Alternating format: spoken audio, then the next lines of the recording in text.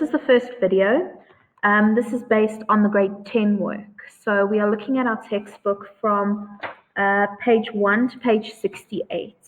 We are going to be looking at what visual arts actually is and looking at a bit of analysis. So it's quite a lengthy video, but it's very necessary. And this video can also be used grade 11, grade 12, all the way up because of the analysis skills. So all the way up to matric, you are analyzing unseen pictures, and those skills are the foundation for visual arts. Okay, so visual arts is all about our imagination. It is about our self-expression and our intellect, and it's also developing this sense of intuition that a lot of fields actually look for. So the skills learned in visual arts can be used in basically any job and any subject. Okay, so it develops those analysis and critical thinking skills. In visual art, there are 3 different sections that we actually look at. So the first one is our source book, which I'm sure most of you already understand these processes. So your source book is where you conceptualize your ideas, you then go and create the artworks, and then the last step is studying those artworks. So actually going through and learning about what other people are actually doing in the world.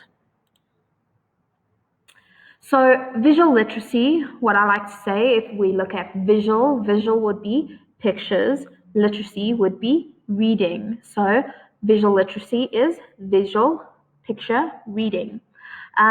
These skills are also taught in English and are useful when looking at adverts, looking at cartoons, comic strips, all of those kinds of things. And they're also good for subtly picking up on things in pictures that other people wouldn't really notice. Okay, so we're going to go through our formal elements of art, starting with line, then moving into shape and form, tone and value, and texture, and then color and space. Each one of these have got multiple activities, so I'll explain the activities for you. At any stage, obviously, you can always go back, you can pause the videos, you can maybe save all the activities and do them in one session at the end. But all of them will help you to not only develop your understanding of the elements, but also your understanding of the skills needed in order to create your artworks. Okay, so line is a continuous mark made on a surface with a moving point. What I always say is that a line is a dot that went for a walk. So you create a dot on your page and it goes for a nice little stroll, and from that stroll we get line. So lines can be described as many different things. We can look at bold lines, lines that actually form words. So the basis of reading is actually based in line. Scribbled lines, delicate lines, dotted lines or broken lines, patterned lines, contour lines where we see the shapes of things. Try to, when you're describing lines, to branch out of just thick, thin. Curvy, wavy, jagged, those kinds of things will also make your descriptions a little bit more detailed. If we see horizontal lines, so if we look at this picture, we don't have an actual line drawn through the picture, but the way that things are laid out is also talking about lines, so our composition. So we have this horizon where the water meets the sky or where the bushes meet the river. And that line there, the horizontal, creates that feeling of peace and calm and serenity. If we look at vertical lines or vertical compositions, again, it doesn't have to be an actual line drawn from the top to the bottom of the picture. It can be an implied line, so it's a compositional line. And those lines that go vertical show us strength and power. So if you've got a person that is standing upright, they're standing tall, they show you strength and power. They might be threatening. Whereas if you've got a person who's horizontal, who's calm and stable, they are not going to be as threatening. A person who's lying down is not as much of a threat as a person who is standing up straight, walking towards you. Diagonal lines, if we look, for example, the great wave here, we've got a diagonal of that wave. So that creates movement, restlessness. These three images are images of movement, of turbulence. Things are actually happening and changing and swirling. Right, so first activity, activity 1.1 on page 7. In your sketchbook or on a piece of paper, you're going to divide your page into 9 blocks. Okay, so they don't have to be even, they don't have to be equal. They can be any 9 that you want. If you want to do more than 9, you can do more than 9, but then try and fill them with different emotions. So each one, you're going to put one of these emotions: anger, depression, love, joy, energy, loneliness, peace, confusion, tranquility. Tranquility means basically the same as peace, so calm, steadiness. And then what you're going to do in each one of those blocks is you are going to use line only. So you're not going to draw a little happy face for joy. You're not going to draw a heart for love. You are going to just use line. And you also need to be using different mediums. So try to do one with pencil, one with crayon, one with pen, one with a red pen, one with Koki.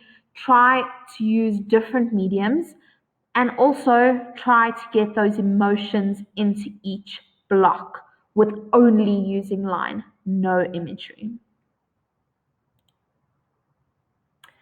The second thing for line activity 1.2 on page 9 of your textbook is you are going to take a shoe. It'll be easier when you're at home, okay, because I know that you guys hate taking off your shoes, but if you're at home, you don't need to. So just take off your shoe or take one out of the cupboard, put it onto the table in front of you. Remember, if you're using a school shoe, it's a little bit easier because it doesn't have as much detail. And you are going to do the 3 activities. Right, the first one is blind contour drawings. So blind, obviously you are not looking at your page. You can even turn your chair sideways so that your page is to the side of you, or even to the point where the page is almost behind you. You are not looking at your paper at all. Okay, and it's supposed to come out as just random lines. The picture that's on the screen here is actually very, very, very good for blind contour drawings. So generally it'll come out as just random lines. So don't pick up your pencil and don't look at all. And do a minimum of 3 of those drawings. If you want to do more, then you can do more as well. Modified contour drawings. So your modified contour drawings are kind of similar to your blind. So when you are actually drawing, when your pencil is moving on the page, you are not looking at the page, right? As soon as you look at the paper, you stop drawing, okay? And then you can put your pencil down again and then start drawing again, right? So as long as you are looking at the paper, you are not drawing. And as long as you are drawing, you are not looking at the paper.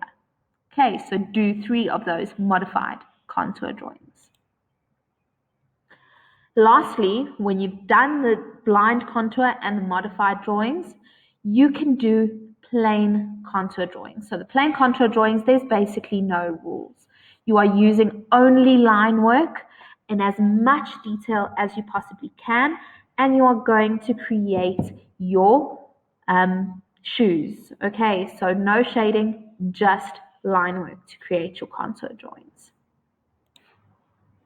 Right, so now that your contour drawings are done, we're going to move into shape and form. So shape would be our flat objects. So if you've got a circle, for example, a circle will be drawn on the paper. If you look behind the page, you're not going to see the same circle. It is flat. Okay, you can't turn that circle sideways and see the side of the circle. It is one-dimensional, two-dimensional.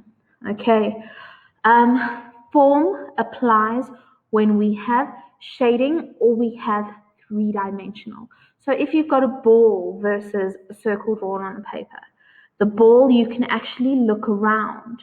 You can look at the back, you can look at the side of the ball, and it is a physical object. It takes up space. Okay, it's got height, width, and depth. Okay, so it has three different axes.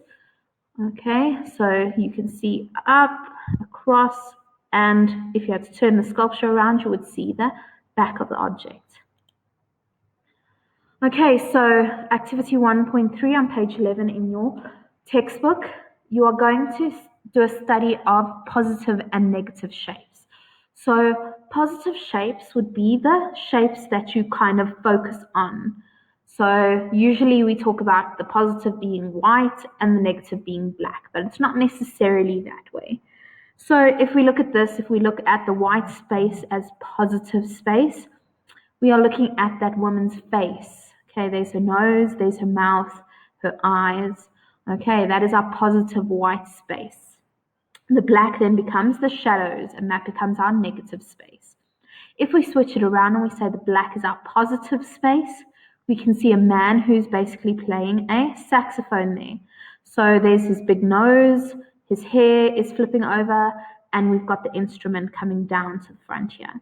Okay, so that is our positive space. The white then becomes the negative space or the background behind the man who is playing the instrument. So what you are going to do is you're going to draw 5 shoes that overlap, just the outline. So no details or anything like that, literally just a plain outline of the shoe. And then you're going to color in the background in a black or any other dark color. Okay, so you've got the positive shape being the shoes and the negative space being the black. If you want to, you can also post your picture that you've done onto the discussion for the YouTube channel, and we can have a look at our negative spaces, and we can have a look and see what our different negative spaces are actually making, or what makes the most interesting negative space and why. Okay, so we also start looking at organic and man-made shapes. So our organic shapes